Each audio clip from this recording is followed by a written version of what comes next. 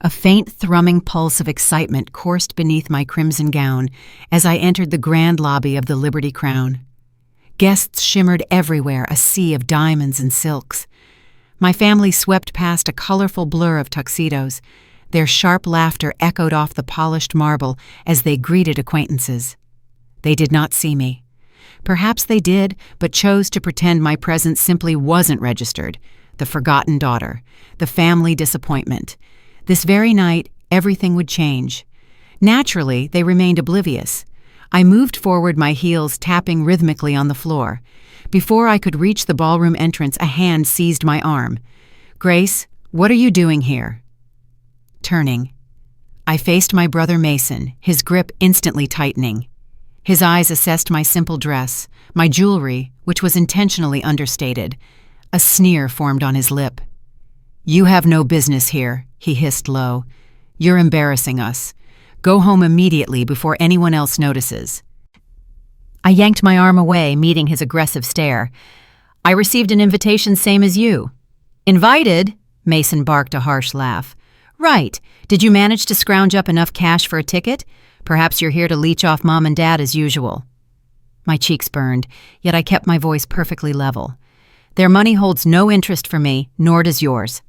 Grace." My mother's voice sliced through the lobby's cheerful bustle.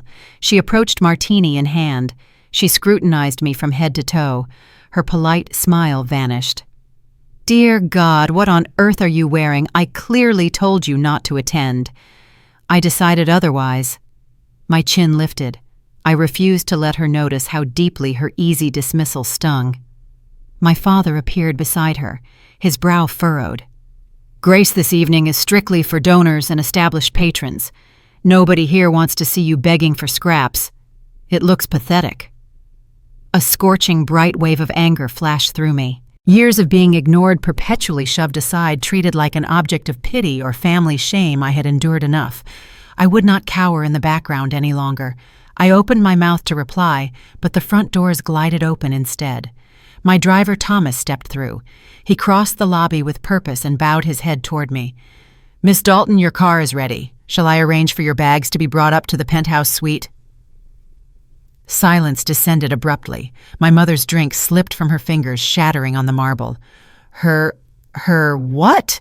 my father stammered out.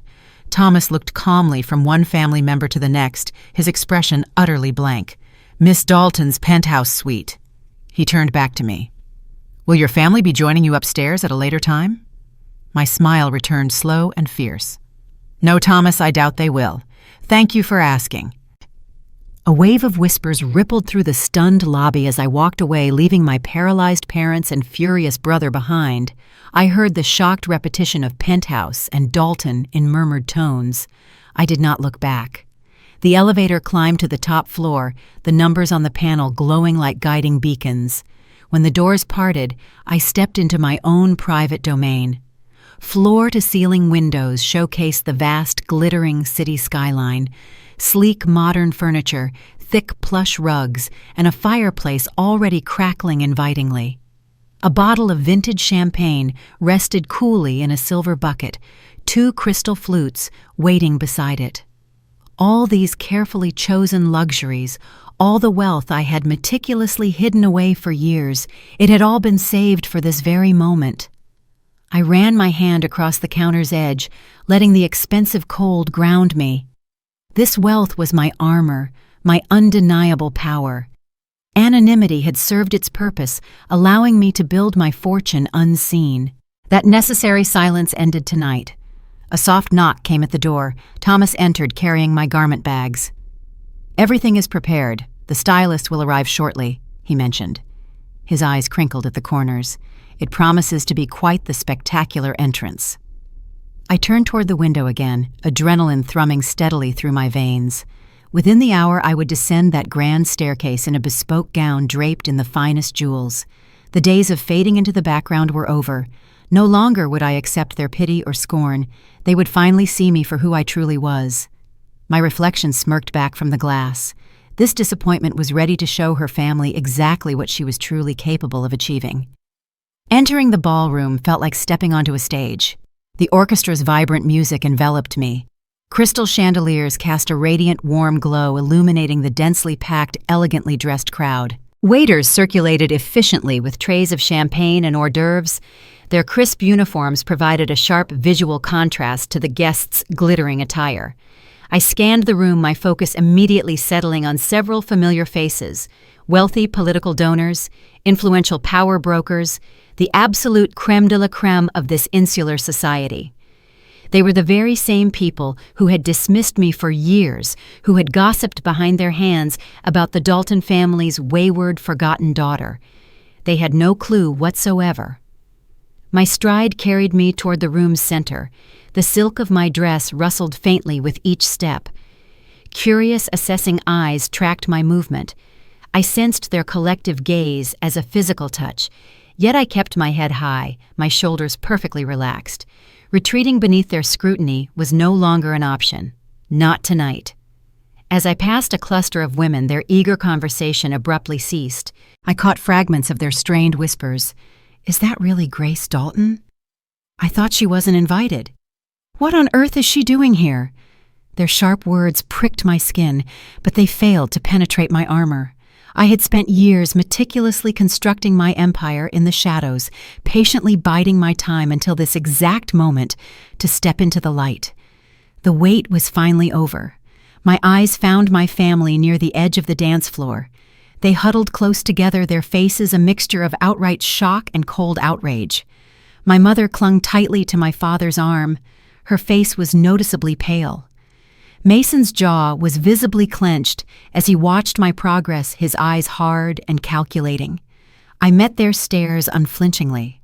A faint, controlled smile touched my lips. They were entirely unprepared for what was coming next. I turned away, my gaze sweeping the room again. A brilliant flash of red caught my attention. I located Ava Moretti. She stood near the rear of the ballroom, her dark hair pulled back in a severely elegant twist. Our eyes connected, and she inclined her head slightly, a discreet gesture of acknowledgement and deep respect. Ava knew my long-held secret. She was one of the very few individuals I had trusted implicitly as I built Dalton Enterprises from scratch. She grasped the essential need for discretion, the immense power inherent in keeping things perfectly concealed until the timing was flawless. I moved toward her completely, disregarding the renewed murmurs that followed me. Ava greeted me with a genuine warm smile. Her eyes sparkled with approval. "You certainly understand how to make a definitive entrance," she murmured softly. I laughed, a quiet, controlled sound. "Go big or go home. Isn't that the old adage?" "Indeed it is," Ava replied. Her gaze flickered briefly over my shoulder. "Your family appears less than pleased, I observe. They'll manage." A shrug accompanied my words. I accepted champagne from a passing tray. The bubbles danced crisply on my tongue, cool and clean. Perhaps they won't manage. It remains immaterial either way. Ava studied my face for a moment. Her professional expression softened with a personal touch. "I'm genuinely proud of you, Grace. You've achieved so much." Emotion thickened in my throat. I swallowed hard against it. Ava's steadfast support meant far more than she could possibly know. When the entire world had turned its back on me, she had been there instantly, offering necessary guidance and unwavering encouragement. "Thank you," I said quietly, "truly for absolutely everything." She squeezed my hand. Her touch felt warm and immediately reassuring. "You earned every bit of this. Never allow yourself to forget that fact." I nodded successfully, blinking back the sudden sting of uninvited tears. I absolutely would not allow them to fall here. Not now. The orchestra began a new composition, a lively, swirling waltz that quickly filled the massive ballroom. Couples moved onto the dance floor, twirling and spinning in a vibrant kaleidoscope of colors. I watched them briefly, my mind momentarily lost in reflection. How many nights had I dreamt of this precise moment, a moment of finally standing tall, unafraid within the very world that had so easily rejected me. It had been a long, arduous journey, characterized by relentless late nights and countless personal sacrifices. But I succeeded. I had proven every single one of them wrong. A hand touching my elbow startled me out of my reverie. I spun around to find Thomas standing beside me, his expression unusually serious. "Miss Dalton, there is something I must show you." His grave tone immediately made my stomach clench tight. I followed him out of the ballroom, my heart pounding audibly in my chest. He led me toward a secluded alcove safely away from any prying eyes or curious ears. "What is it?" I asked, keeping my voice hushed. Thomas handed me a tablet. The screen glowed softly in the dim light. "It has been released across all news channels." Looking down, my breath instantly hitched. There, splashed dramatically across the major headlines, was my name, my face, my deepest secret publicly exposed. "Billionaire heiress Grace Dalton revealed," the article screamed. "Dalton Enterprises CEO shocks family at Christmas Gala." The ground seemed to tilt violently beneath my feet. This was not the plan, not yet, certainly not in this chaotic fashion. I quickly scrolled through the article, my eyes desperately skimming the details. They possessed every piece of information, my exact net worth, my company's substantial holdings, the private penthouse suite details. Somehow the truth I had worked so tirelessly to conceal had been discovered and broadcast. Anger and pure fear waged an instant, fierce battle for dominance inside me. Who had leaked this highly confidential information? Who could possibly have betrayed me? I looked up at Thomas, my eyes hardening instantly. "Find out who released this. I need a name immediately." He nodded once, his jaw tight with resolve. "Right away, Miss Dalton." Handing the tablet back, my mind raced wildly. I needed to control this narrative quickly, seizing absolute control before the story spun entirely beyond my grasp. First, however, I had to confront my family. Squaring my shoulders, I drew a deep, stabilizing breath. I had labored too hard, come too immense a distance to permit anyone to tear me down now, not even the people who shared my DNA. I strode back into the ballroom, my head held deliberately high. The whispers intensified as I moved people brazenly craning their necks for a better look.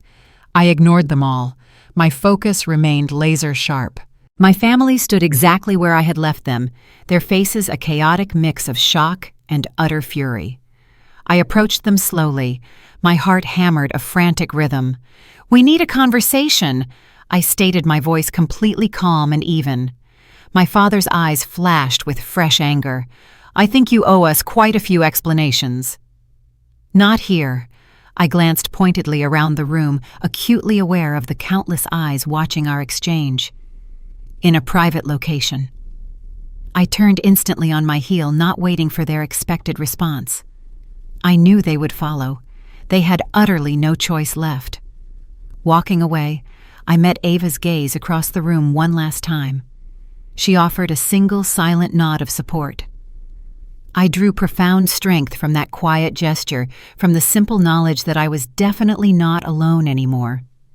I had spent years existing in the shadows, constructing my empire brick by brick, piece by painstaking piece. Now was the time to fully step into the blinding light to claim my rightful position in this world. Heaven help anyone foolish enough to attempt standing in my way. My measured steps carried me across the vast ballroom floor. The orchestra's melody swelled gently around me. This soft music starkly contrasted with the potent tension thrumming beneath my skin. Guests continued to mill about. Their laughter and chatter dissolved into a background hum that filled the space. Nobody looked at me directly. Nobody seemed to register my presence. Anonymity cloaked me like a ghost, making me feel insubstantial. A portion of me welcomed this feeling of being unseen, enjoying the ability to navigate the crowd unnoticed. Another part, the part that had spent years meticulously building an empire in complete obscurity, longed to finally step fully into the light. I headed toward the bar, my gaze slowly sweeping the room. Everywhere I looked, the hallmarks of immense wealth and entrenched power were evident: designer gowns, blinding jewelry, the most expensive champagne money could acquire. This was a world from which I had been completely excluded, a world that had once judged me thoroughly unworthy. Yet now I moved through it with the confidence of belonging. I absolutely did belong. My place here had been hard-earned, paid for, with exhaustive labor and profound personal sacrifice. Reaching the bar, I caught my own reflection in the mirror behind the rows of liquor bottles. I barely recognized the woman staring back at me. She appeared poised and supremely confident, her chin lifted high, her eyes radiating clarity.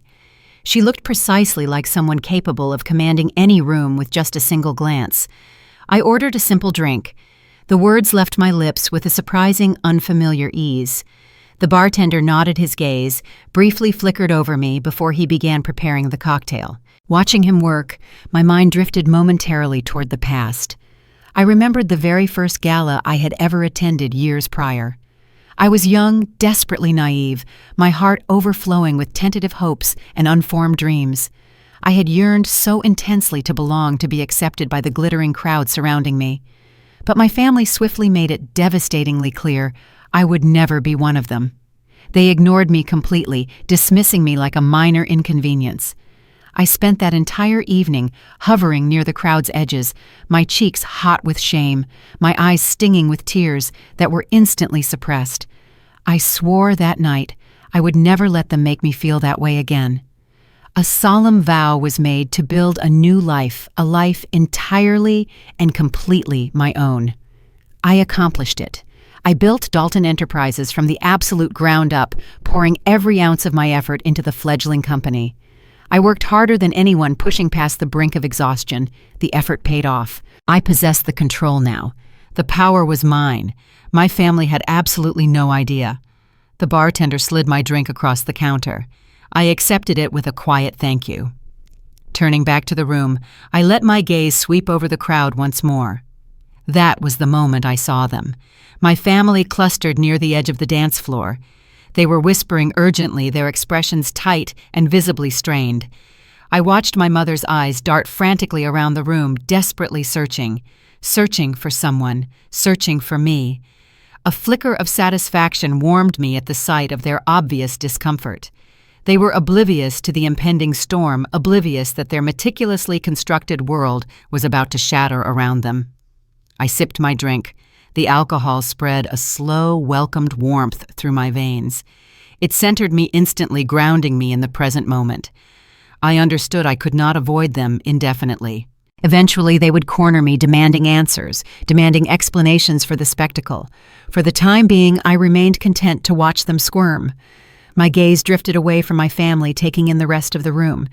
I saw Ava standing near the back wall, her posture straight and commanding. Our eyes met briefly. She offered a subtle, reassuring nod. It was a small gesture, yet it meant everything to me.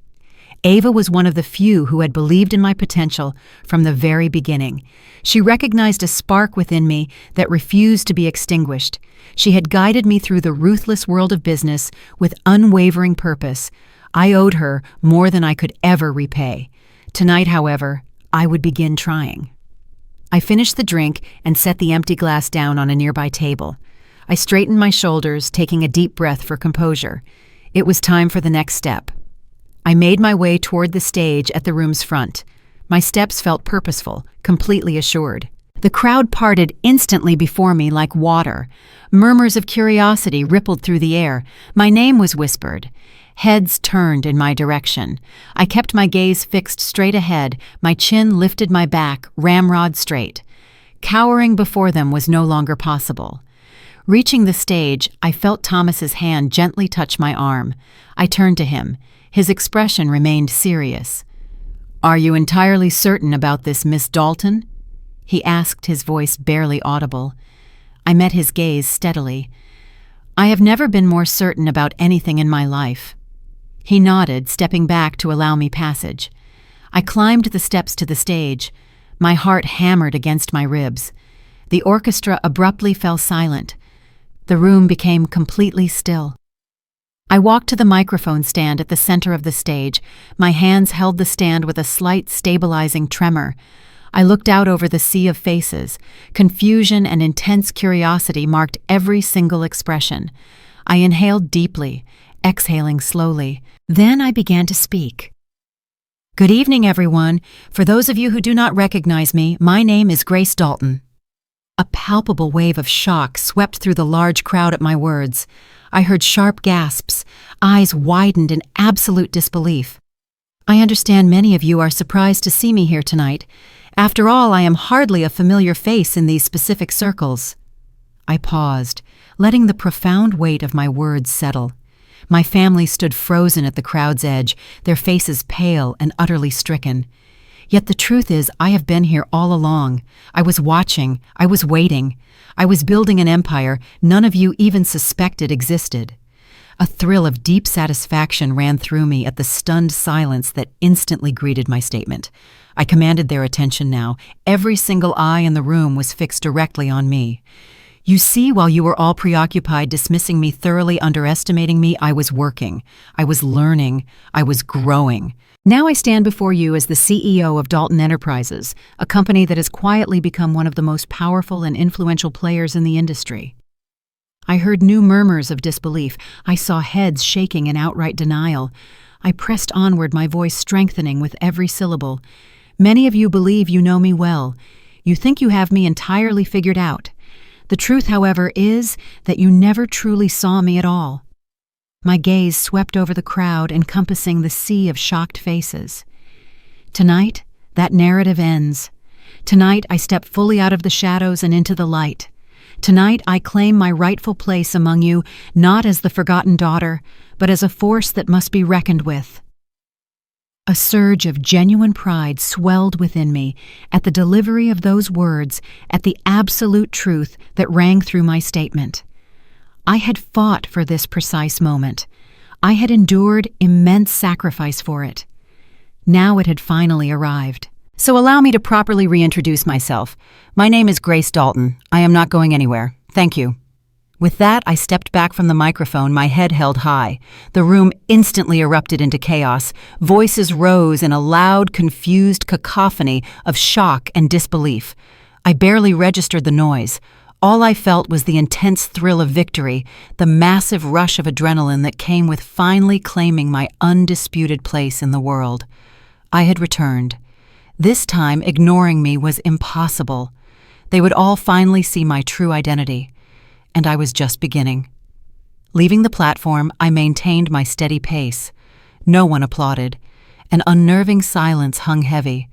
The ballroom felt abruptly stalled, as if every guest had inhaled deeply and collectively forgotten to exhale. I did not break my stride. My path took me through the center aisle until the donors and dancing couples receded behind me. My mother reached me first. Grace. Her hand hesitated near my arm, then she quickly dropped it. What precisely was that spectacle that, I informed her, was simply the truth? Her breath hitched. You blindsided your own family. You chose to ignore me for years, I countered directly. Being blindsided by someone you actively chose not to see is impossible. My father stood a few steps behind her. He remained silent, but his jaw visibly tightened, in the familiar way that always signaled a rapid decision between arguing or retreating. This affects more than just your personal feelings, my mother insisted. People are very familiar with our name. They speak. They jump to assumptions. They have always spoken, I corrected her. They just never bothered speaking about me. Her expression fractured momentarily, not enough to elicit any change, but enough to show she was unprepared for this newly assertive version of her daughter. My father finally stepped forward. You should have approached us earlier. We could have assisted you in navigating this. I navigated it perfectly, I replied, without any assistance from you. A heavy silence stretched tautly between us. Mason stood several feet back, hands shoved deep into his pockets, his shoulders rigid. He looked precisely like someone waiting for specific instructions, just as he always had. I looked directly at him. Do you have anything you wish to say? He shifted his weight nervously. I honestly don't understand what is happening anymore. That makes two of us, I stated. The difference is I had no choice but to figure things out entirely alone. You, on the other hand, always had them. He looked away instantly. I moved around them smoothly, neither pushing nor rushing the interaction, simply moving. They followed for only a few steps, then paused when they realized I offered no opening for debate. Reaching the room's edge, I heard conversations resume. They were not normal exchanges, but rather curious whispers, half-formed questions, guests trying to determine whether they should now pretend they always knew exactly who I was. I engaged with none of them. Ava materialized near the side doors. Her posture remained straight, her expression reassuringly steady. "You handled yourself expertly," she commented quietly. "I delivered what needed to be said." "It landed with force," she confirmed. I exhaled once. It was not genuine relief, merely the physical release of maintaining absolute composure for too long. A server passed offering a tray. I waved him away. Nothing must cloud my mind tonight. Ava studied my face. "Do you require a private moment?" "No," I replied instantly. "I require a perfectly clear path forward." She nodded and began walking beside me toward the exit corridor, away from the intense ballroom noise. The hallway was dimmer, quieter, offering sufficient space to collect my thoughts. I stopped halfway down the hall. "They won't let this go easily." "They cannot undo it," Ava observed simply. "That is precisely the part they will struggle to accept." "Let them struggle." I leaned back against the wall, not seeking rest, but simply setting my feet firmly, feeling the solidity beneath me without being watched. For so many years, I reflected, I foolishly assumed that once I demonstrated what I had built, something fundamental would change. Not because I required their approval, but because I truly believed the truth carried inherent weight. "It does carry weight," Ava corrected, "just not instantly achieved." I nodded once. "I know that now." A group of guests walked past, slowing noticeably upon recognizing me. I offered no acknowledgement. Eventually, they continued on their way. Ava waited patiently, never rushing my process. "They will definitely ask for more time," I predicted. "More lengthy explanations, more access to my world." "They are free to ask," she replied calmly. "You owe them nothing beyond whatever you specifically choose to offer." I pushed off the wall. Exactly my point. We began walking back toward the ballroom entrance. I did not step inside the room. Instead, I stood beside the doorway close enough to hear the orchestra restarting a new song. My family was clustered near a specific table, huddled tightly, speaking in hushed voices. Every few seconds, one of them glanced nervously toward the door. Ava followed my gaze. "They appear deeply shaken." "They absolutely should be. What is your next concrete plan?" Refusing to clean up their emotional mess. She gave a small, approving nod. "Excellent." My mother spotted me immediately. Her expression tightened, then softened slightly, before twisting into something thoroughly uncertain. My father straightened his stance, bracing himself as he always did when public responsibility was unavoidable. Mason, however, just looked utterly lost. I did not move toward them. I simply waited. They approached slowly, hesitantly, as if unsure exactly how close they were permitted to get. My mother spoke first. "Can we talk about this? Perhaps in private?" "No," I replied. "If you had anything genuine to say, you would have said it years ago." My father drew a sharp breath. "Grace, we admit we were wrong." "I am aware of that." "We truly want to do better for you." "That improvement must happen without expecting anything whatsoever in return from me." They exchanged a quick, loaded look, a blend of fear instantly mixed with profound realization. It was the first truly honest emotion I had witnessed from them in decades. I did not prolong the exchange. I stepped back from the doorway, leaving them suspended exactly where they stood. Ava instantly fell in step beside me as I walked toward the main hotel exit. The cold night air met me quickly, clean and sharp. I continued walking, maintaining my pace. No dramatic smile crossed my face. No triumphant shouted speech was needed. No overwhelming rush of glory overcame me. Just a steady, perfectly even breath. I had delivered my message. They had received it completely. That was entirely enough. I reached the waiting car. Ava opened the door for me. "Ready to go?" she asked. "Yes," I confirmed. And for the first time, I utterly meant it. I stood on the balcony for far longer than initially intended. The intense noise of the gala had faded into something distant, almost unrecognizable. This silence granted me the necessary quiet to confront the stored memories, not because they were pleasant, but because I needed them utterly intact. They remain the only honest record of precisely how everything began. The night I proudly announced my scholarship acceptance still surfaces with sharp, painful clarity. I walked into the kitchen, clutching the acceptance letter tightly in both hands. Northwestern, a full academic award. The achievement felt entirely unreal, earned through merit, not merely gifted. My mother was slicing vegetables for dinner, the knife moving with steady, practiced strokes. I waited patiently until the final slice was completed before speaking. "I got into Northwestern," I announced. "All 4 years of tuition are covered." She did not turn around. "That specific school is too far away. You simply will not manage alone out there." "I absolutely can. I desperately want this." Her hand paused for a split second, just long enough for a fragile hope to form. Then she quickly rinsed the cutting board and dismissed me. "College is incredibly expensive. Scholarships often fall through grace. Do not make future plans you clearly cannot keep." She instantly assumed I had exaggerated the letter's significance.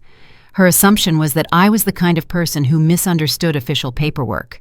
That single assumption spoke volumes more than her actual words.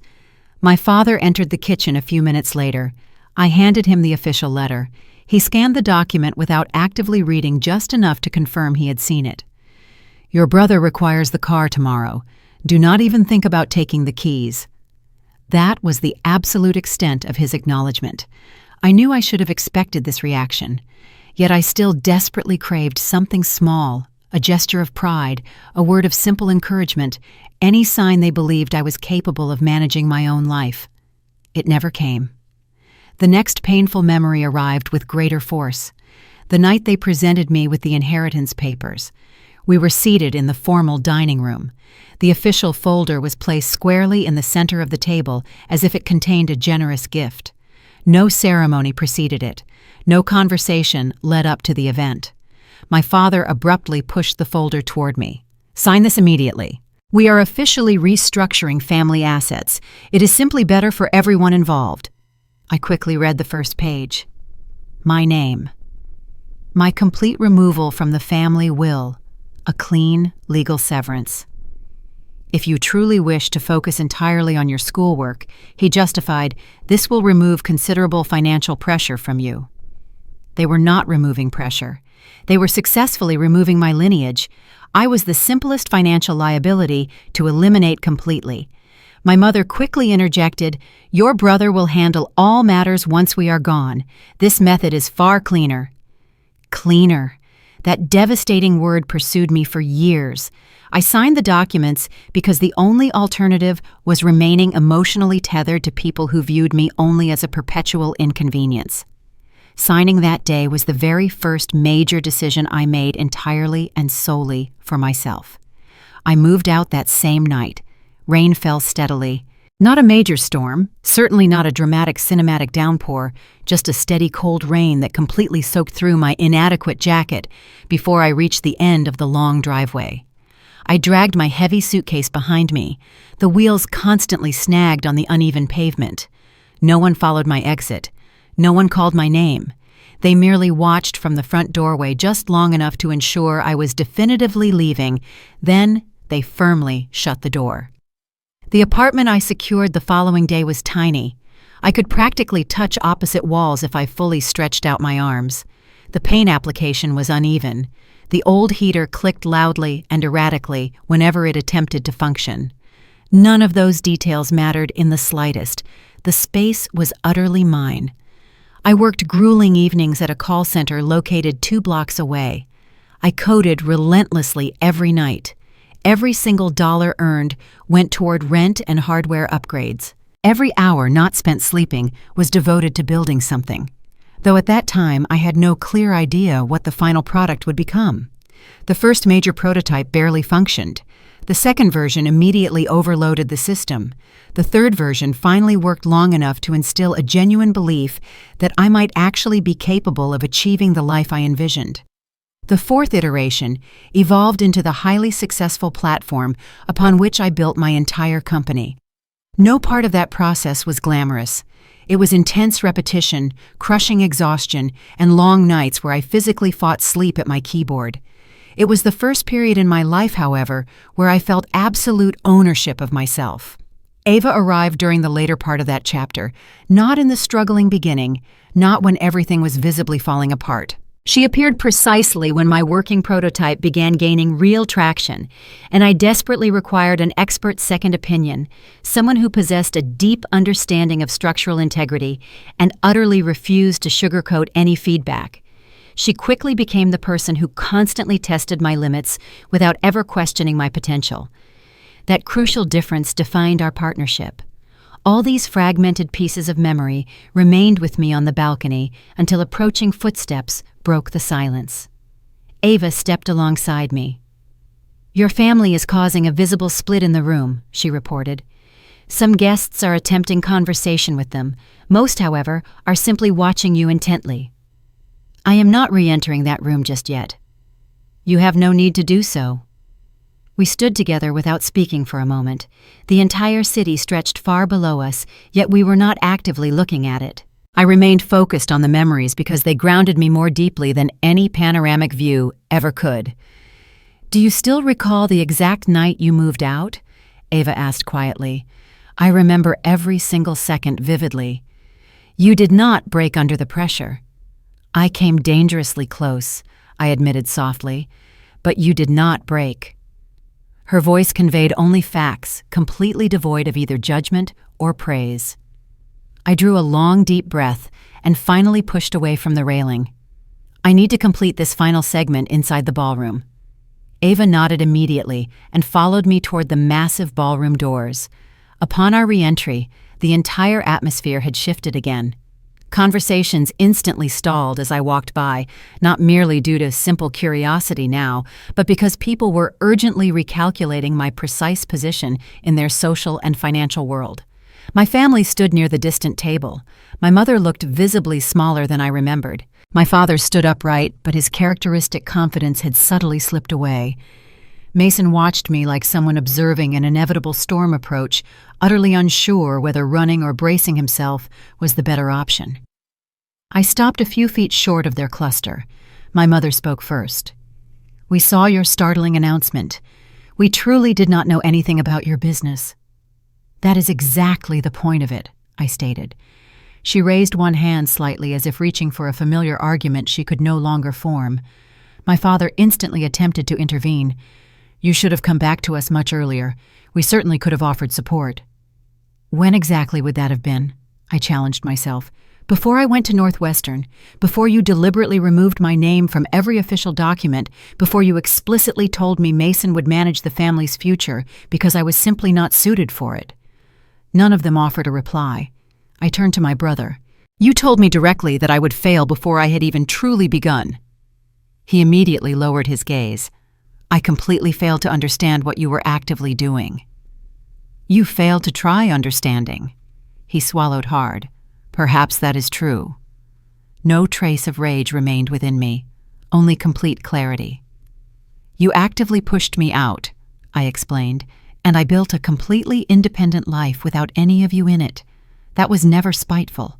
That was mere survival." My mother's voice cracked audibly. "We honestly made terrible mistakes." "You consistently made active choices," I corrected her gently.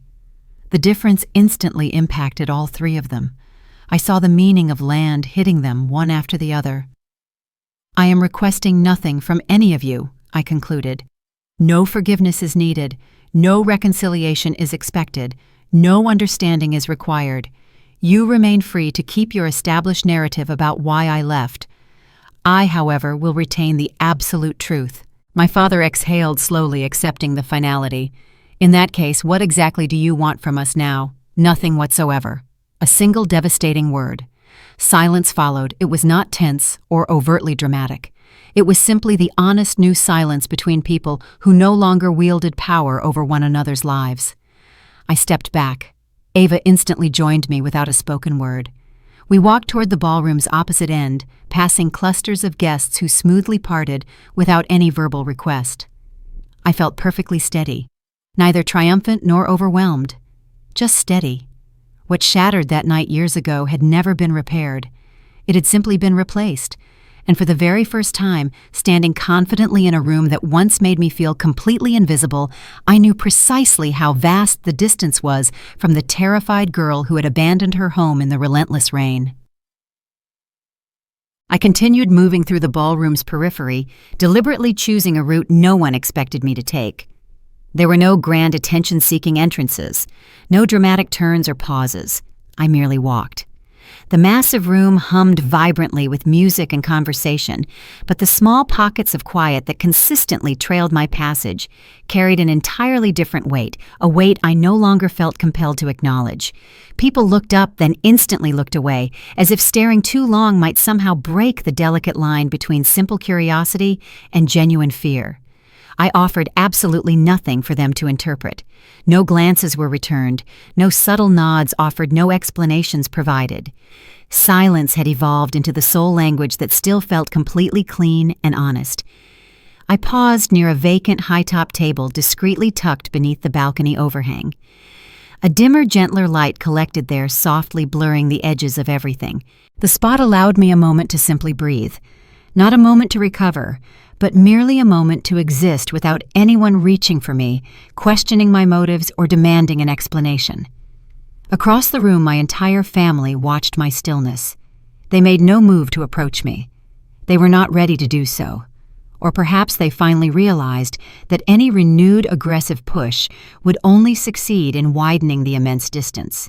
Their hesitation, in any case, no longer affected me. For this one night, it felt utterly earned. My father whispered something low to my mother.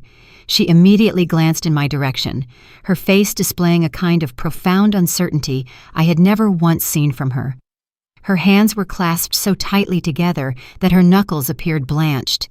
Mason stood slightly separate from them, looking unsure of his own footing now that the predictable subservient version of me no longer existed. Their collective uncertainty rolled slowly toward me like a rising tide. I offered no reaction. Stillness remained my deliberate choice for the night. They had absolutely no idea how to respond to it. A passing server offered a glass of champagne. I took it not because I actually wanted the drink, but because the physical motion grounded me. I watched the tiny bubbles rise in quiet, persistent spirals, climbing without hesitation. A sudden thought struck me. Some things simply rise because it is their nature to do so. Voices abruptly swelled on the far side of the ballroom. Someone laughed excessively loudly. Someone else whispered my name behind a quickly lowered fan. It all quickly faded into mere background noise, unimportant and incredibly far away. For the first time all night, I sensed the faint outline of genuine peace settling quietly around me. I did not have to perform for them. I did not have to defend my life choices. I did not have to prove a single solitary thing. My silence effortlessly accomplished the work for me. Eventually, my family inched slightly closer. Not close enough to physically invade my carefully chosen space, but close enough to make their presence keenly known. The three of them stopped several feet away, forming a cautious half-circle that left a palpable pocket of air separating us. They looked visibly expectant, as if hoping I would instinctively rush to fill that silence to rescue them from their own intense discomfort. I did not move. My mother whispered, "Grace," barely more than an audible breath. It was not yet a genuine plea. It was simply a test, a hesitant, cautious step toward a door she strongly suspected she was no longer permitted to open. I did not provide an answer, not out of simple cruelty, but purely because I no longer owed every single one of my feelings a spoken explanation. My father cleared his throat, the sound strained and completely unfamiliar. He appeared visibly smaller now, or perhaps simply human in a way I had previously never been allowed to perceive. His gaze repeatedly drifted downward, then quickly flicked back up, filled with a kind of restless, internalized guilt. Mason shifted his weight repeatedly from one foot to the other. He looked fundamentally different from the careless sibling I remembered, less certain of himself, less carelessly arrogant. His typically sharp posture had softened into a visible manifestation of regret. Yet none of them spoke again, and I grasped a profound realization: they were waiting actively. They were not waiting for my inevitable anger to surface. They were not waiting for my instant, easy forgiveness. Instead, they were waiting desperately for permission to exist within whatever new version of my life would logically come next. The staggering power embedded within that quiet stillness was startlingly immense. One part of me mourned the many wasted years when I would have done literally anything to hear even a fraction of this current hesitation. Another part, the part that had successfully learned to survive and thrive without their aid, understood clearly that this silence was not actually empty. It was heavily filled with every harsh truth they had consistently ignored. I lifted the champagne glass slightly. I offered no specific toast, but simply acknowledged the moment for its profound magnitude. My family flinched instantly at the subtle gesture, as if it carried a secret meaning they were completely unable to decode. Let them wonder. I deliberately set the glass down without drinking any of the liquid. The stem clicked lightly against the tabletop, a small, sharp sound that somehow felt louder and more resonant than the entire orchestra.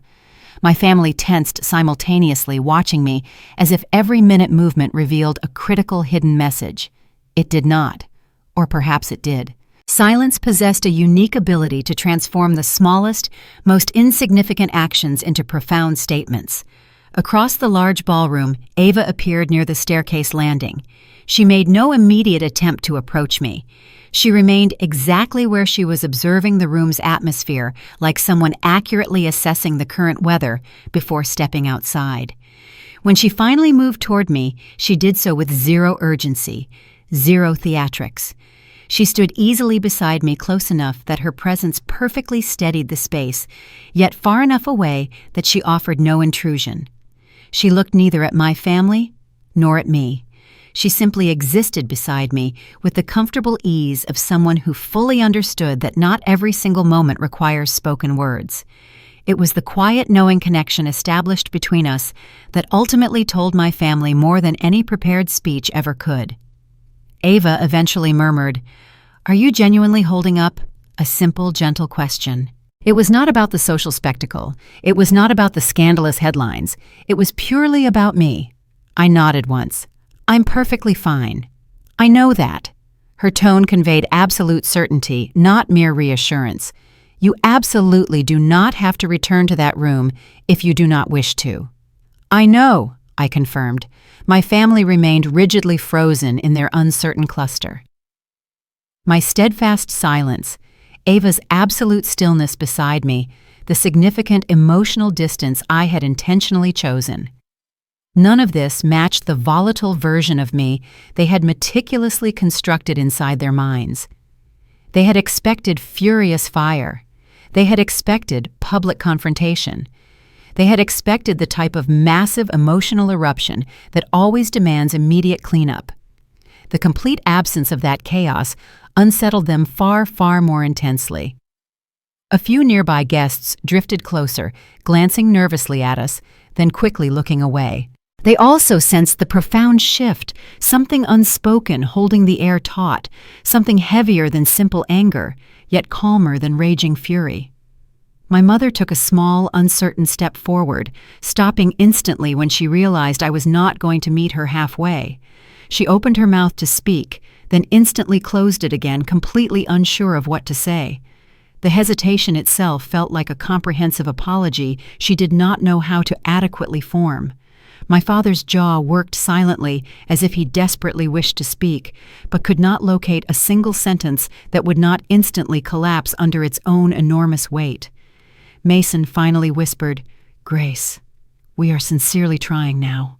I offered no reaction. Not because I felt indifferent, but because I was no longer remotely responsible for cushioning the harsh truth for them. Trying was undoubtedly a start, but it was also extremely late, and silence remained the only honest, truthful answer I possessed. Ava glanced at me accurately, reading the precise moment as she always did. "Are you ready for us to leave?" I exhaled slowly, allowing the residual tension to settle into something perfectly clear and steady. I did not look at my family again. They desperately needed time to sit alone with their immense discomfort, and I possessed absolutely nothing left to give them this night. "Yes," I stated. We walked away, and the profound silence followed us. Not heavy, not hostile, just real.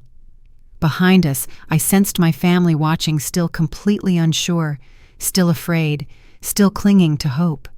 Yet they did not chase after me. I did not look back.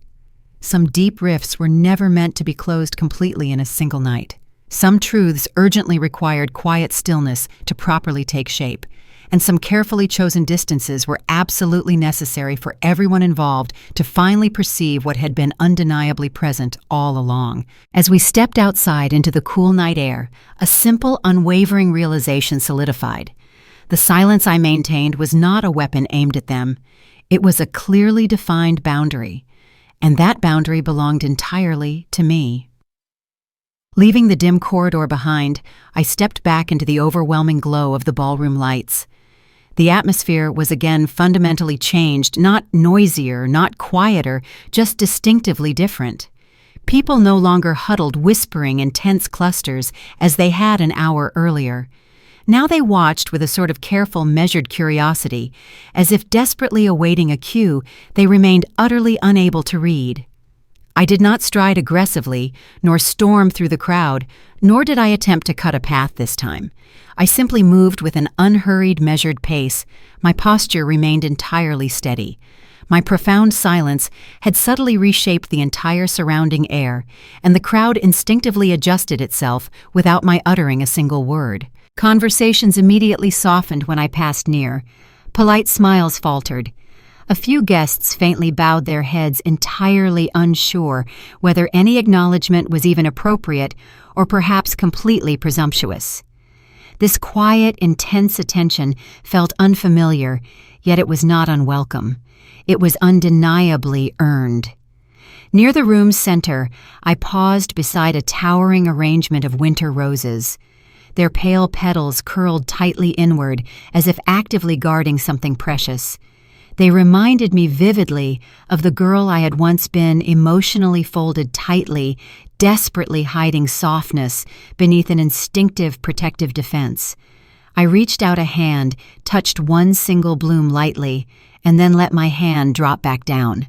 Small, meaningful gestures had become my chosen language for the night. A slight shift in the room's dynamic tugged immediately at my awareness. My family was approaching not all at once, but gradually, like cautious people edging slowly toward a painful truth they weren't remotely ready to fully face. They stopped several feet away, clearly hesitant, unsure if their presence was genuinely welcome or if this new, formidable version of me would even grant them a look.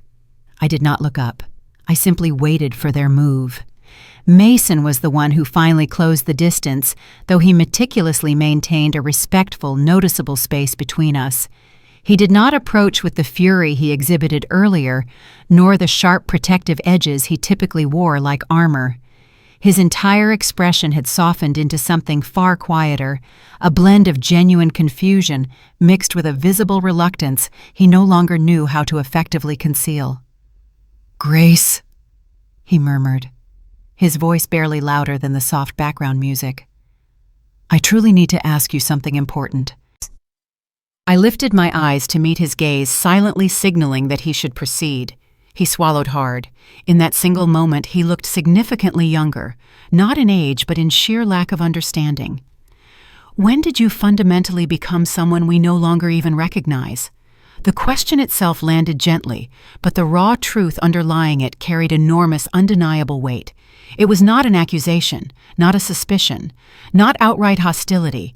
It was a profound admission they realized they had been watching a complete stranger confidently walk through their world, and they simply could not reconcile that powerful stranger with the timid girl they had once so easily dismissed.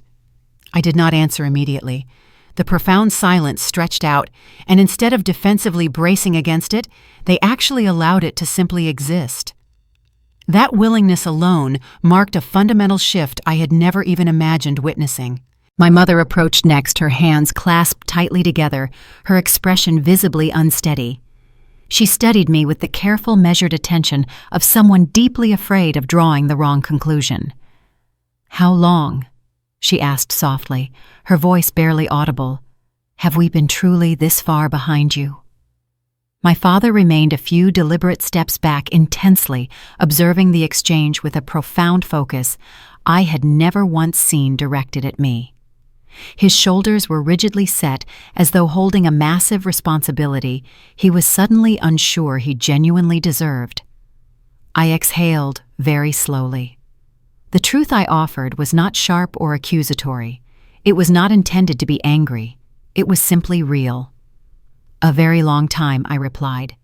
They absorbed that direct statement without offering any argument.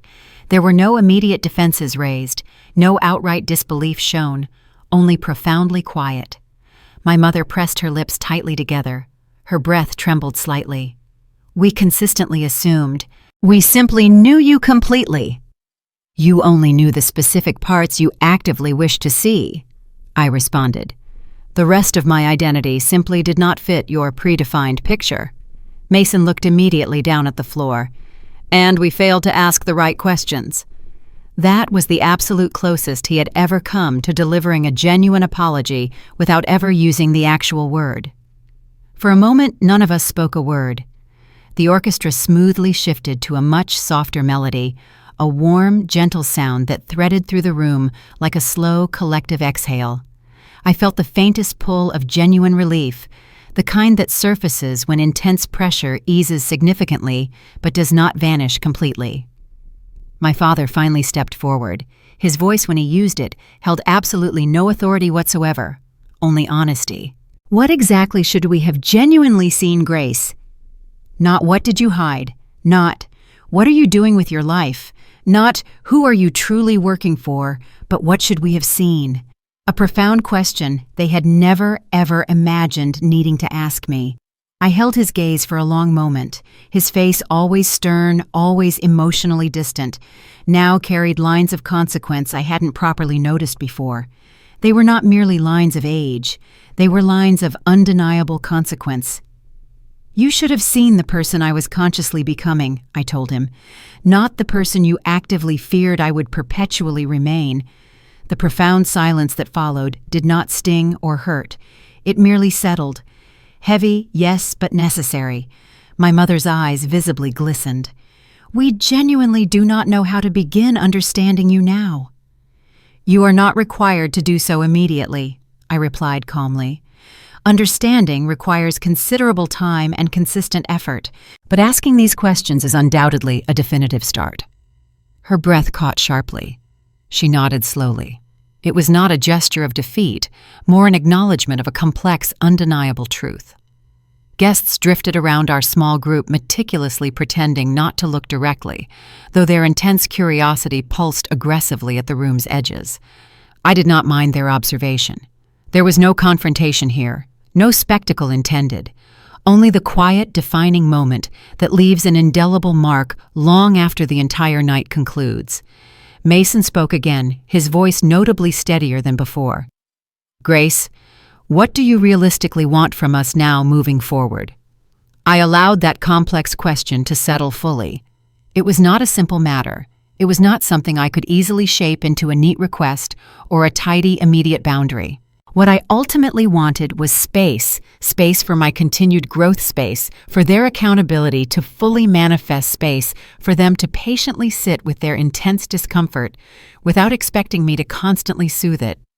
"Right now," I said at last, "I simply want ample room to undeniably be the person I currently am."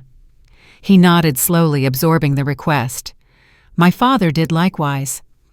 My mother quietly wiped a tear from her cheek, but made no attempt to conceal the motion.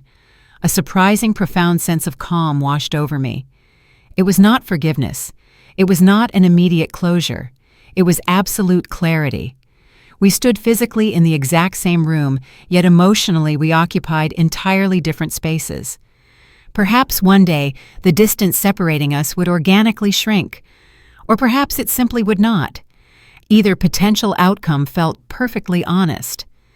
Ava appeared near the ballroom's perimeter. She offered no interruption. She made no signal for my attention. She simply waited with an immense quiet patience, giving me complete control over precisely how this moment would naturally conclude. I stepped back slightly, not an act of definitive leaving, but merely signaling that the emotional conversation had reached its natural resting point. My family immediately understood the signal. They did not reach for me. They did not plead further.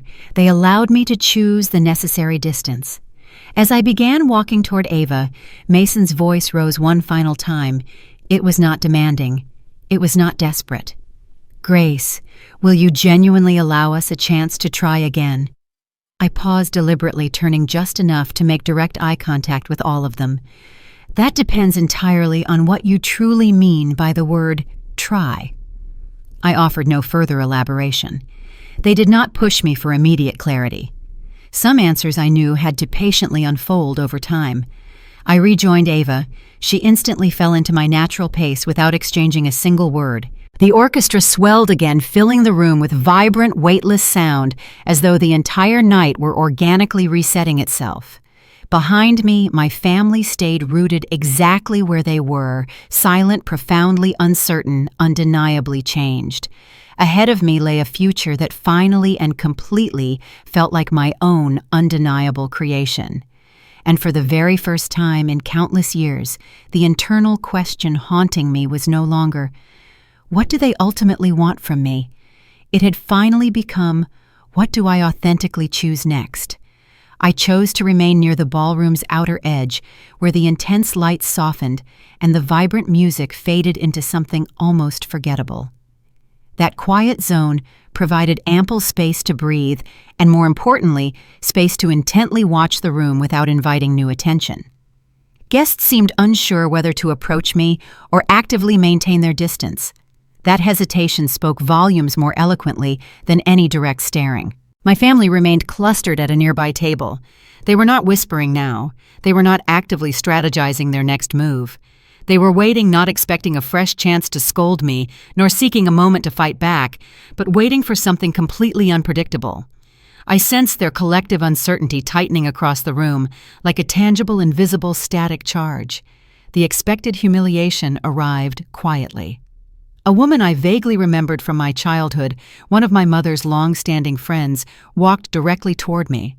Her posture carried the distinct inherent confidence people possess when they believe they occupy the safe, elevated side of a specific social hierarchy. "Grace, my dear," she began, smiling broadly, in a way that distinctly lacked any genuine warmth. "I had no idea you were finally back in town. What a delightful surprise after everything." I instantly knew precisely where this conversation was headed. Before I could reply, she smoothly continued, "Your mother informed us you were merely finding your path. It must be quite challenging to return home and observe how much the world has successfully moved on without you." Her words landed with deliberate precision. They were calculated. They were public enough for any nearby guests to easily overhear. This was not a direct attack. It was a casual dismissal, carefully dressed in polite, patronizing tones, specifically designed to remind me of the lower social position she believed I still occupied. Years prior, such an exchange would have utterly crushed me. Tonight, it merely served to perfectly clarify the vast distance between the life I had definitively left behind and the formidable one I had single-handedly built. I offered no immediate answer. Silence proved far more effective than any spoken defense could ever be. The woman shifted uncomfortably, clearly thrown off by my refusal to play the expected role. The extended pause drew curious glances from others. She blinked rapidly, attempting a fresh angle. "You must feel terribly out of place here, dear. These large events can be truly overwhelming if you aren't accustomed to them." There it was, the precise humiliation she fully expected to land. A subtle, gentle push meant to instantly send me scurrying back into the shadows. I finally spoke. "I am standing exactly where I intended to be tonight." My voice was neither raised nor tinged with anger, simply the pure truth. Her practiced expression faltered instantly, as though she had suddenly walked straight into her own reflection and failed to recognize the distorted image. Before she could recover her composure, Mason appeared unexpectedly at her side. For a brief moment, I genuinely thought he intended to step in to defend me. Instead, he looked directly at the woman and stated quietly, "Perhaps you should allow her some necessary space." His intervention completely surprised both of us equally. The woman quickly excused herself with a stiff, unnatural smile and instantly retreated, leaving behind a profound silence that Mason seemed thoroughly unprepared to fill. He looked at me with open uncertainty. "They truly do not know how to speak to you now." I kept my gaze absolutely steady. "They never did." He offered no argument. That level of honesty alone felt new. Across the ballroom, I heard someone laugh sharply, a loud cutting sound, carrying just enough edge to signal outright mockery. A small group near the staircase quickly glanced at me, then at my mother, then back again. I instantly recognized the tone, the kind of judging laughter intended to evaluate exactly who still possessed social relevance and who did not. My mother noticed it too. I watched her stiffen instantly, saw her quickly exchange a panicked, telling look with my father. The humiliation was no longer aimed solely at me. It was swiftly beginning to shift directly toward them. People were now openly trying to decide whether standing near my family tonight would negatively impact their own reputations in the long term. That was the crucial part they had consistently failed to grasp. Control over a narrative only exists when the people surrounding you actively agree to perpetuating it. I permitted the moment to unfold naturally, offering no interference. Not out of cruelty, but because managing the external perception was no longer my assigned task. My father eventually crossed the room to join us. His steps were not confident. They were cautious, measured in a manner I had never before witnessed from him. He stopped a few feet from me, as if approaching any closer might immediately shatter the delicate balance of the night. "Grace," he murmured, his voice held low, "we truly must talk privately." "We are already conversing." His jaw tightened instantly, but not with anger, more with visible restraint. "This is not the appropriate setting." "It is the setting you personally chose tonight," I countered. He absorbed the weight of that statement without flinching. For once, he did not deflect the responsibility. A beat passed slowly. My mother joined him. She was not crying now, for which I was grateful. She looked profoundly tired, in a way I had never previously seen, like someone suddenly and acutely aware of the enormous distance between the ideal person she believed she was and the harsh reality of how the room currently perceived her. "I honestly did not think they would treat you so poorly," she murmured quickly, glancing around the vast room. "They merely learned the behavior from your example," I said softly. She shut her eyes briefly. Not denial, not outrage, just genuine impact. Someone nearby aggressively tried to listen in feigning intense interest in a tabletop centerpiece. My father's shoulders tensed up, but I did not move or lower my voice. Their discomfort was absolutely no longer my responsibility to manage. "You are handling this much better than we possibly expected," he conceded at last. "I completely stopped worrying about being handled years ago." Silence settled once more. It was neither sharp nor actively hostile, just profoundly honest. My mother studied me with a complex expression I could not fully decipher. It wasn't a pity. It wasn't fear.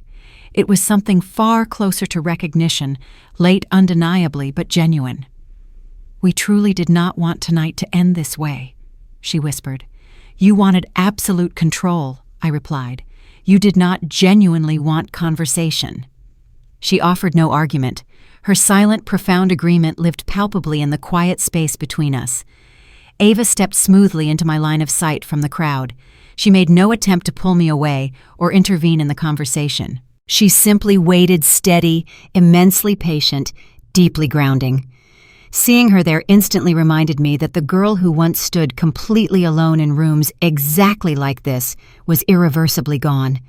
I was no longer isolated. The foundation beneath me no longer trembled. My father cleared his throat once more. "Grace, what is it you actually want from us?" I did not require time to think over the answer. "Nothing whatsoever," I stated simply. "Tonight was never about any of you." They absorbed that truth slowly, each processing it in their own unique way. Shock was absent from their faces. Something far heavier replaced it: responsibility. Humiliation had been their preferred tool for years. Tonight, the heavy weight of that tool finally settled squarely upon them instead of me. My mother gently touched the edge of the table beside her, seeking a small physical grounding. "You are not leaving us completely again, are you?" "I have not definitively decided that," I replied. The stark honesty of the statement made her inhale sharply. I stepped back slightly, not dramatically, just enough to firmly reclaim my personal space. My family did not follow. They knew better now. Ava joined me instantly as the orchestra shifted back into a calmer, more reflective rhythm. Her stable presence actively steadied the air immediately surrounding me. "Are you ready to depart now?" she asked. "Not quite yet," I said. "I want them to witness me stay completely unfazed." We stood together, steady and unmoving, while the ballroom continued its movements around us. No one else dared to attempt humiliating me again. Not out of fear primarily, but because the critical moment had irrevocably passed and I had successfully failed to break. What they genuinely thought would absolutely shatter me only marked the crucial point where I stopped needing anything at all from them. Some ultimate victories are not loud and proclaimed. Some do not resemble a massive dramatic triumph. Some are simply quiet moments when the ground you stand upon finally and completely stops trembling. And this was entirely mine. A subtle shift in the ballroom's rhythm alerted me before I fully comprehended the reason. Conversation instantly thinned. The crowd's attention subtly tilted toward the entrance. It was the specific kind of profound silence people fall into when something truly unexpected crosses their line of sight. I turned just enough to observe him step inside the room. No fanfare accompanied his entrance. No dramatics were necessary, just quiet, inherent certainty. Harold Lynn never required a formal introduction. His sheer presence executed the work for him, calm, deliberately understated, profoundly influential. He was the distinct type of man people immediately recognized without needing to understand the exact reason why. He scanned the vast room once before his gaze immediately stopped on me. Nothing in his expression changed, yet the undeniable recognition between us hit me like a clean, sharp strike. My family instantly stiffened. They did not know his specific name, but they instantly recognized his supreme status. The kind of status that cannot be faked, borrowed, or simply bought through mere proximity. Harold carried the visible calm of someone who habitually negotiated stakes far greater than any family pride. The entire room adjusted instinctively to accommodate him. He approached me without any rush. Other guests stepped aside, not because he overtly demanded it, but because he triggered a fundamental crowd instinct. My mother's hand gripped the table edge tightly. My father straightened defensively, as if physically bracing for an impending impact. Mason looked quickly from Harold to me and back again, desperately trying to fit us into a confusing narrative he simply did not possess. Harold stopped right at my side, close enough to indicate clear intention, yet far enough to prevent the moment from becoming overly theatrical. "Grace," he stated. "Not Ms. Dalton. Not anything formal. Just my name delivered simply and directly. I rather wondered if I might find you here tonight." His tone was genuinely warm, instantly familiar, the way people converse with long-term trusted colleagues, not with protégés. They seek to simply parade. I nodded briefly. "I certainly didn't expect to see you here this evening."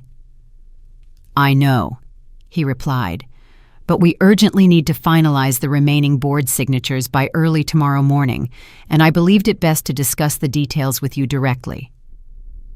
The spoken words were soft and completely ordinary, yet devastating in their implications. Not because of their surface meaning, but because of the crucial truth they instantly revealed. My father's face changed first. Not shocked this time. Calculation. Recognition.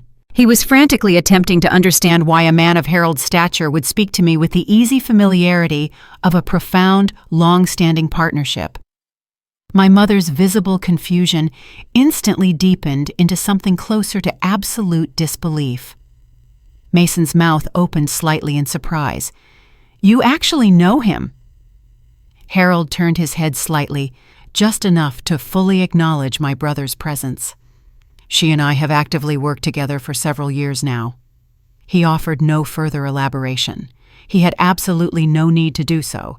My family stared blankly at me, no longer angry, no longer defensive, simply and utterly unprepared for this truth. Harold continued calmly, addressing me directly.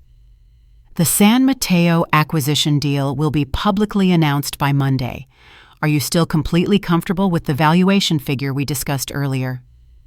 Another significant blow landed, not loud or dramatic, just an undeniable fact. The specific kind of fact that fundamentally rewrites people's assumptions in mere seconds. I answered him as evenly as he had asked the question. Yes, keep all plans exactly as they were. Good. His gaze softened slightly. And if you have a moment to step out, I brought everything you specifically requested. He smoothly lifted a small, unremarkable leather portfolio. It looked mundane, yet my father instantly recognized what it undoubtedly contained documents of immense consequence. He also instantly recognized the overwhelming implication Harold Lynn simply did not personally carry sensitive paperwork for people who were utterly irrelevant. I will be there in just a moment, I confirmed. Harold nodded once, then immediately stepped away to give me necessary space. He did not linger, he did not hover. He made no attempt to prolong the moment or make it about himself. He walked toward one of the hotel's private conference rooms, as if it were a routine he had completed hundreds of times before. My family's eyes tracked his movement until he disappeared completely behind the closed door. Then they all looked back at me. Not with the open hostility from earlier, not with the brittle confidence they had once possessed. Something far quieter replaced those emotions, uncertainty instantly mixed with a dawning, terrifying comprehension. My father spoke first. Exactly how long have you known this man? Long enough to establish trust, I replied directly. And what precisely is your working relationship with him? His voice did not bark the question. It genuinely creaked under its own massive weight. Work, I said. Real serious work. Mason stepped closer. Grace. He is one of the most profoundly influential figures in the entire West Coast tech market. I am completely aware of his reputation. He blinked slowly at the absolute neutrality in my voice. My mother swallowed hard. Is he the specific reason you... She gestured vaguely toward the room, toward the intense chaos of the night, toward the successful life she simply could not logically imagine. No, I corrected her. I built this life entirely myself. Harold merely recognized the potential before any of you ever did. That truth landed with force. It was not cruel. It was simply the truth. Their resultant silence was no longer defensively rooted. It was the silence of people who suddenly realized a crucial door had been wide open for years, yet they had never once bothered to step through it. My father looked back at the conference room door, then fixed his eyes on me. You are actively involved in acquisitions with a person like him. Among other significant responsibilities, I confirmed. He opened his mouth, then immediately closed it, unable to form a coherent response. The very edges of his long-held confidence visibly faltered in a way I had never previously experienced. For countless years, they had persistently treated me like a predictable child orbiting their elevated world. Tonight, they were forced to confront the harsh truth. They were the ones now desperately orbiting mine. I offered them no speech. I gave no warnings. I issued no declarations. The gravity of the moment required absolutely none of it. Harold's presence had been the final decisive blow. The truth spoke for itself far more loudly. I turned slightly. I have documents that require my signature. They remained completely rooted where they were. Nobody reached out to touch me. The dismissive comments they had relied upon for years never surfaced. They simply watched as I walked toward the door Harold had disappeared through, toward a successful world they had never believed I could ever enter, let alone actively help shape. The silence that followed my departure was not hostile. It was an absolute realization. And for the very first time all night, that reality felt entirely sufficient. The ballroom environment had fundamentally shifted again following Harold Lynn's appearance. The music continued, but the evening's tone felt irrevocably fractured. Small, tense conversations had quickly sharpened into intense speculation. Glances now carried an immense new weight. Every single whisper seemed to circle back inevitably to my name. I moved quietly through the room's far edge where the spotlight never reached, listening to the intense hum of gossip without allowing it to emotionally touch me. The truth had landed like a massive stone dropped into a perfectly still lake. The resulting ripples were widening rapidly, severely rearranging established alliances and long-held assumptions. I felt no fleeting sense of triumph, only pure clarity, a quiet, exacting clarity of purpose. I had barely reached the remote corridor when a familiar, strained voice spoke my name. It was not loud. It was just loud enough to intentionally trap me in place. I turned instantly. My father stood a few feet away, his expression not angry this time, not bewildered. It was purely calculating. His face carried the intense tension of a man standing on severely unstable ground, frantically attempting to decide whether to desperately jump for safety or simply freeze completely. "Grace," he stated, "we urgently need to speak with you." The phrasing was revealing. Nor can we, but we need to. The distinct tone of a powerful man who had just horrifyingly discovered that the thing he had carelessly dismissed had grown sharp, decisive teeth. I did not move closer to him. "Regarding what specific subject?" He quickly glanced toward the ballroom's entrance, ensuring no one was near enough to overhear their private conversation, not out of concern for my security, but entirely for his own image. "Your announcement fundamentally changes everything for us." Of course it did. They had devoted years to ensuring I occupied no meaningful space within their carefully constructed world. Now I had deliberately stepped into it, possessing far greater power than any of them had ever achieved. My mother immediately appeared beside him.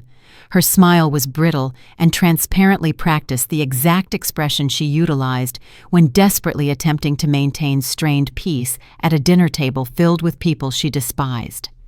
"This recent development has certainly caught us completely off guard," she articulated carefully. "But with focused coordination, we can easily present a perfectly united front, the three of us, for the essential sake of the family's public image." There it was, not genuine remorse, not genuine understanding, just blatant self-preservation meticulously dressed up as urgent diplomacy. I almost offered a sharp laugh. "You genuinely believe I care about the Dalton family image?" My mother blinked slowly as if the question itself were fundamentally inappropriate. "Public perception will inevitably shape absolutely everything that follows. Your new company, our long-established name, it is all intimately intertwined now." "No," I corrected her quietly. "It absolutely is not intertwined anymore." My father took a distinct step forward. "Grace, you must be reasonable now. You may have single-handedly built something undeniably impressive, but impulsive announcements made without consultation. Impulsive. A decade of relentless, grueling work, and they still genuinely assumed my actions were completely lacking in forethought."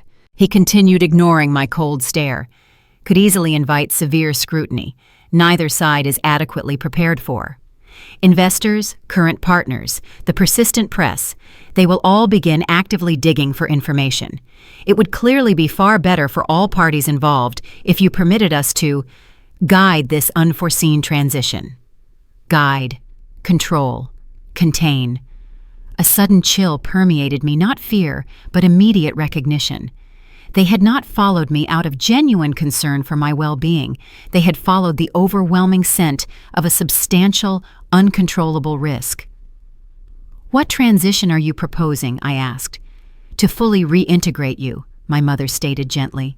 "To meticulously position you as a key functional part of the established Dalton family narrative. A compelling story the public can easily embrace." I allowed the profound silence to remain lasting, just long enough for both of them to visibly shift their weight uncomfortably. "You are not requesting reconciliation," I observed clinically. "You are requesting alignment. You are asking for a crucial branding opportunity." My father instantly stiffened. "This is simply sound business, Grace." "No," I countered. "This is sheer unadulterated panic." A distinct flicker crossed his face. Initial annoyance quickly superseded by something far colder and more familiar. It was the precise expression he had worn years ago when bluntly instructing me to significantly lower my expectations to keep my personal ambitions tidy and permanently manageable. "You fail to grasp the negative consequences of attempting to manage this alone," he warned. "I have managed absolutely everything alone since the very beginning." Neither of them offered an argument to that statement, not because they actually agreed with the truth, but because they knew it was undeniably accurate. My brother immediately appeared, then approaching with extreme caution, like someone warily entering a room already heavily filled with thick smoke. He appeared far less angry than before, but not noticeably softer, simply utterly uncertain which side of the unfolding aftermath he urgently wished to stand on. "Grace," he said, scratching the back of his neck nervously, "everything has occurred so quickly. We just genuinely need to know what you exactly want from us right now." What I wanted. The specific question they never asked me when it actually mattered most. They were clearly not here to mend the situation. They were here exclusively to assess the palpable threat level. "Mason," I inquired softly, "what specific things are you most deeply afraid of losing immediately?" He instantly hesitated. The pause stretched too long. His silence revealed far more truth than any possible answer. Good. The inescapable truth finally possessed undeniable shape. My father spoke again, quickly interrupting before Mason could adequately gather a response.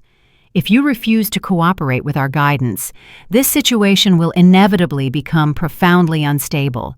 The press will exert massive pressure for immediate statements. Investors will seriously question your leadership credibility. You may simply not possess the necessary capacity to manage the catastrophic fallout completely alone." "You still genuinely believe I am the liability here," I countered calmly. "Yet it is the three of you frantically scrambling to contain something you fundamentally failed to anticipate." My mother took a small step toward me, deliberately lowering her voice, as if mere softness could effectively disguise her underlying motive. "Grace, we are sincerely offering you much-needed support." "No," I said gently. "You are offering intrusive oversight and an invisible leash." The words struck them far harder than I had initially expected. They visibly jolted something deep within all three of them. For the first time, I clearly saw a profound crack form in my father's previously unwavering composure, a faint telling sign that the established balance had fully and completely shifted out of his absolute control. I permitted the silence to stretch out even further. I allowed them to feel, however briefly, the immense, debilitating weight I had faithfully carried for countless years. "You were entirely correct about one single thing," I said finally. "This event changes everything for all of us, but not remotely in the way you currently believe." My mother exhaled, shakily defeated. "Then what, Grace, do you ultimately want from us now?" "Nothing," I repeated firmly. A single, powerful, and utterly devastating word. My father's jaw immediately tightened. "You are being short-sighted and naive." "No," I countered directly. "You are." I deliberately stepped past them, but paused once, just long enough to absolutely ensure the message settled precisely where it was intended. "I owe you no strategic alignment," I reminded them. "Nor do I owe you protection. Nor do I owe you my silence." They offered no further answer.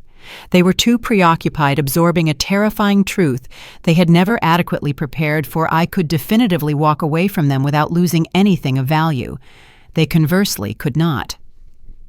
When I finally departed the corridor, none of them immediately followed. None reached out a hand for me. None offered a final, desperate angle, a last-ditch plea. For the very first time, they profoundly understood that the old tactics, the familiar emotional leverage, the predictable old narrative, none of it was applicable anymore. That terrifying realization frightened them far more intensely than the mere thought of losing me ever could have. I re-entered the ballroom's vibrant atmosphere. The lights felt softer now, the music slower, the entire ambience shifting like a tide adjusting to the intense pull of a new moon.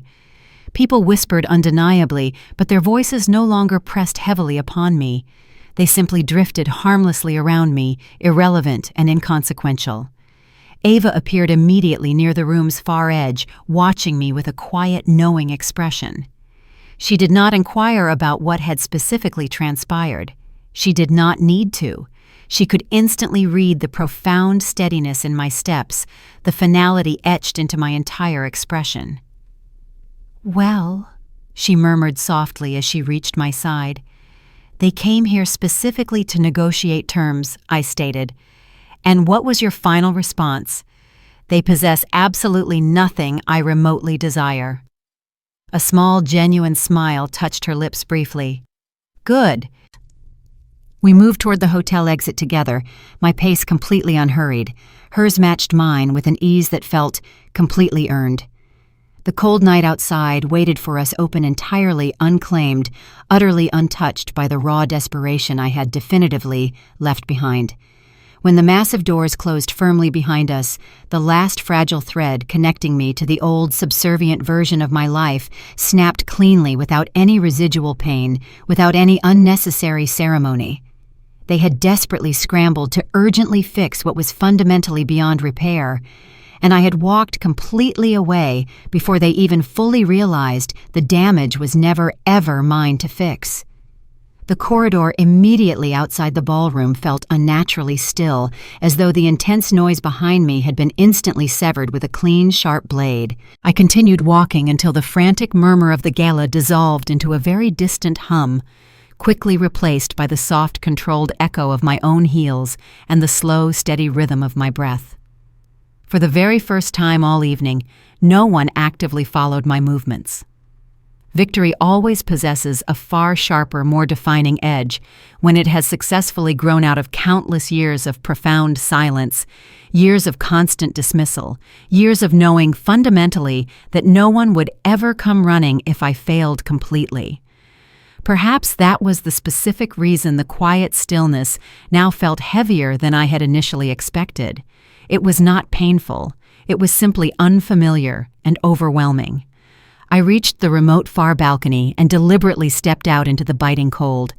The magnificent city immediately stretched far below me, steady, brightly lit, and utterly indifferent to my presence. Every single light carried the identical profound message the world would continue its movement, whether I was instantly celebrated or completely forgotten.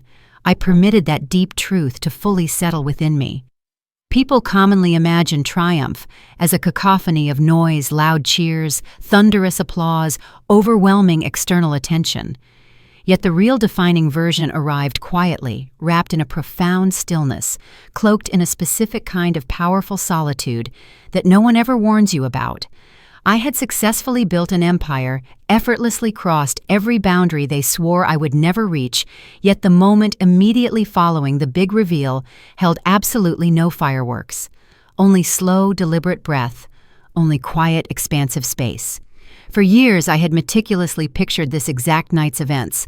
I believed wholeheartedly that I would feel utterly vindicated. I assumed the sheer satisfaction would be more than sufficient to successfully drown out every single agonizing memory of being mercilessly pushed aside.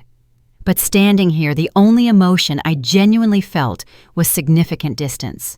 Not simply distance from them, but immense distance from the insecure girl who once desperately craved their cheap approval, who used to instantly shrink under the predictable weight of their cruel words. She was completely gone, and I harbored absolutely no desire to ever retrieve her. The immense power I wielded was completely real. The success I achieved was absolutely undeniable. Yet none of that fully settled the unexpected quiet now resting in my chest. I leaned against the railing, inhaling the cold air slowly. Perhaps this was the genuine, difficult look of true adulthood, standing completely alone immediately after a significant victory, and starkly realizing that the wind did not magically patch the old deep wounds. It simply and finally confirmed that I had definitively survived without requiring their assistance. The enormous empty space where their validation used to reside no longer actively frightened me. It felt more like a room finally cleared out completely after decades of accumulated clutter. Bare, sharp, clean. A quiet part of me fully knew that the external world would not fundamentally shift around my staggering revelation in the way my family desperately feared it might. The immense city would awaken tomorrow morning utterly unchanged. Business deals would continue to close. Projects would move forward relentlessly. My successful company would operate exactly as it always had done. The only genuinely significant shift had occurred entirely and profoundly inside me. I no longer carried the immense emotional weight of constantly trying to be genuinely understood by them. I no longer patiently waited for them to rewrite the painful past events.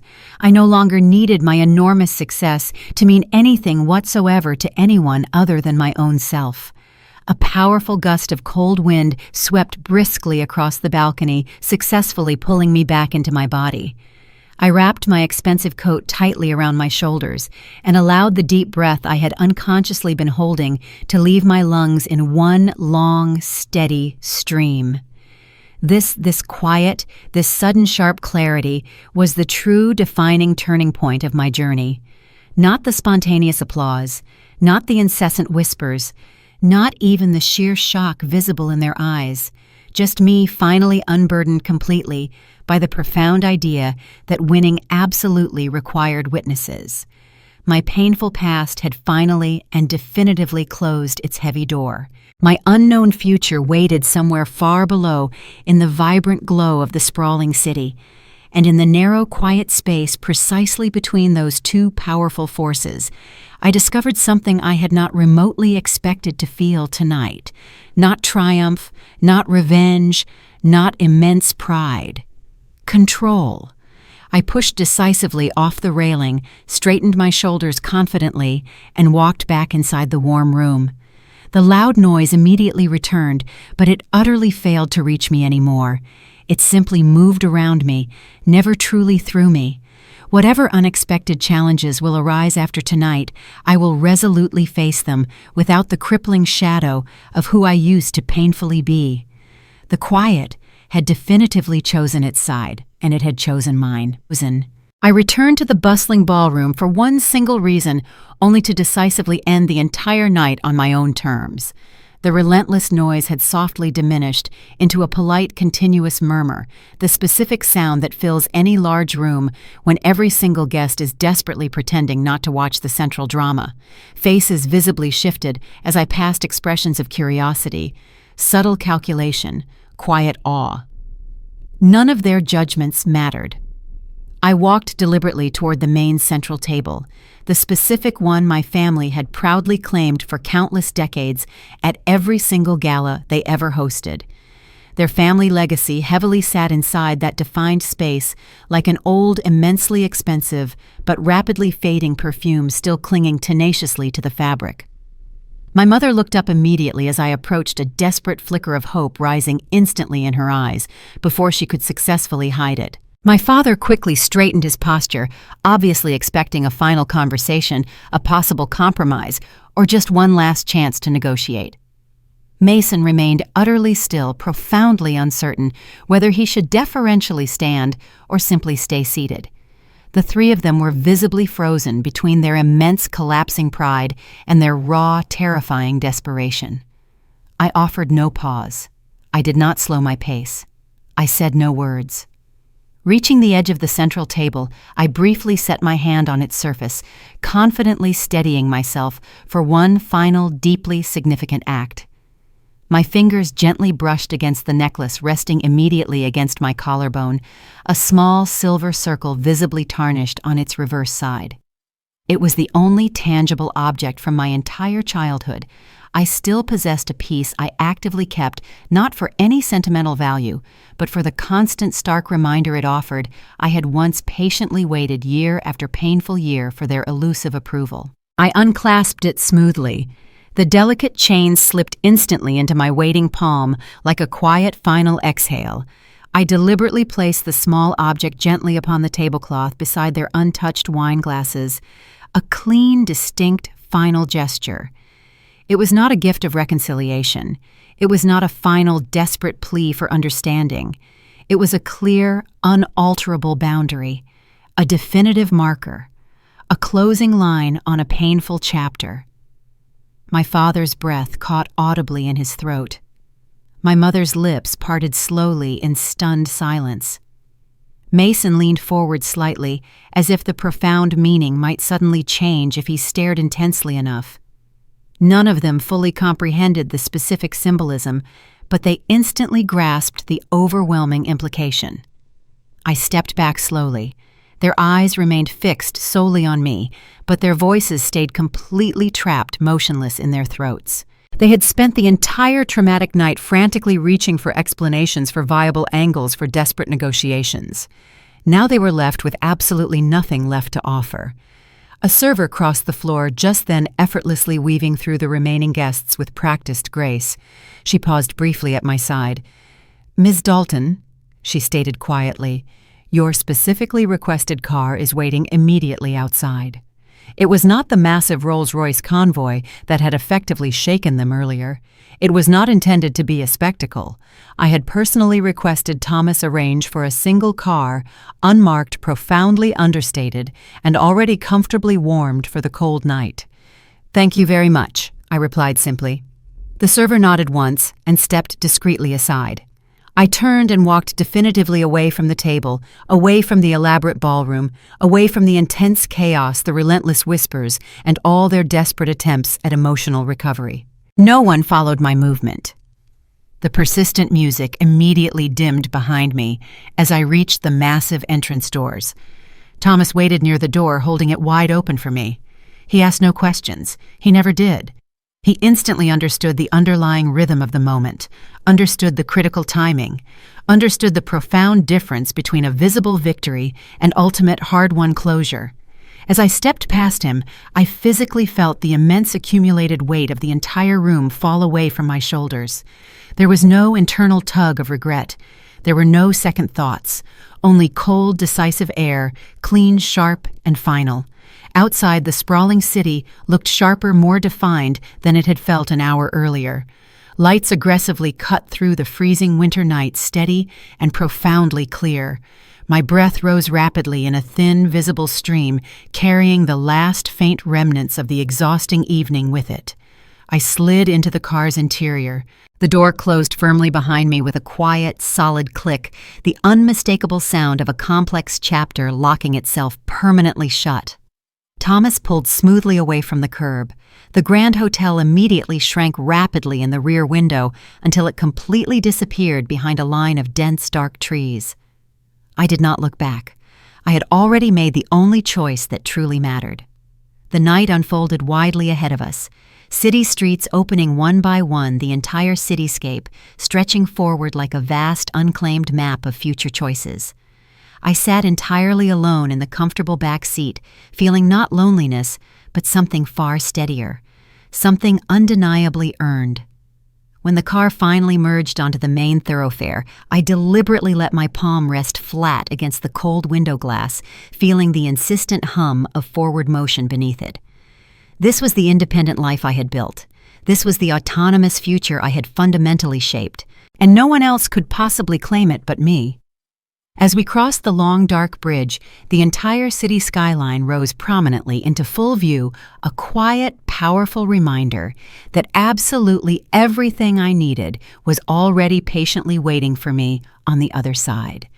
And for the very first time in years, the thought of the vast unknown future did not unsettle me in the slightest. It felt completely like freedom. Before the car smoothly dipped into the next long stretch of empty road, I spoke softly into the quiet stillness. "Drive." The engine deepened its low hum. The waiting night opened wider, and I consciously permitted it to carry me forward relentlessly.